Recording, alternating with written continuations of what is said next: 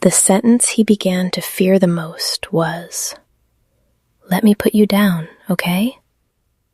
Because he had been put down once before, and no one came back.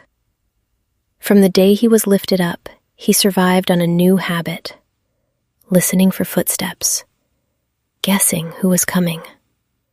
Because the moment they stepped in, the cold in the room seemed to retreat by one step. But the moment they turned away, fear pounced again, like a starving animal. The two of them took turns caring for him. One held him, the other mixed the milk. One cleaned him, the other sat beside him in silence, just so he would tremble less. They weren't his mother, but they were the closest thing to staying he had ever known. And for a child born already abandoned, staying matters more than any promise. He began to recognize their scent, their breathing, the rhythm of a hand rubbing his back. He didn't understand what humans said, but he understood one thing. When they held him, his heartbeat slowed.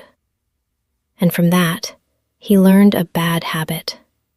He only felt safe when he was in someone's hands. Every time they set him down, he didn't cry from pain. He cried from memory. Memory of the first time he was put down. And that time, no one came back. He clung to sleeves, clung to fingers, clung to anything that could pull them closer. He didn't know if it was selfishness or instinct. He only knew this: letting go meant losing. Sometimes they had to leave, to fetch something, to change shifts, to speak to someone outside the door. Just a few minutes. But to him, a few minutes stretched like a lifetime. He stared at the empty space where they had been standing, and in his head, there was only one sentence: don't disappear. When you've been abandoned once, you spend your whole life guarding against the second time. Those two strangers were afraid too. Afraid he was too weak. Afraid he wouldn't make it. Afraid all their effort was only stretching time a little, and then still losing him. So they talked to him more, as if words could replace a mother's arms. But sometimes, tenderness makes the wound hurt more, because it reminds you, tenderness can come, and tenderness can leave. Then they started doing something strange. They placed soft things beside him.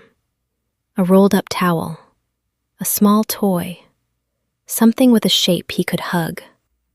They wanted him to learn to cling to something that wasn't a person.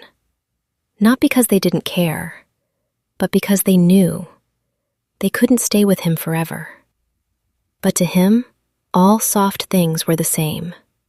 No heartbeat, no breath, no way of staying the way he needed.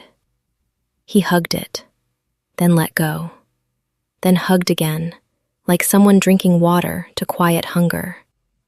At some point, he stopped choosing because he liked it. He chose because he was scared.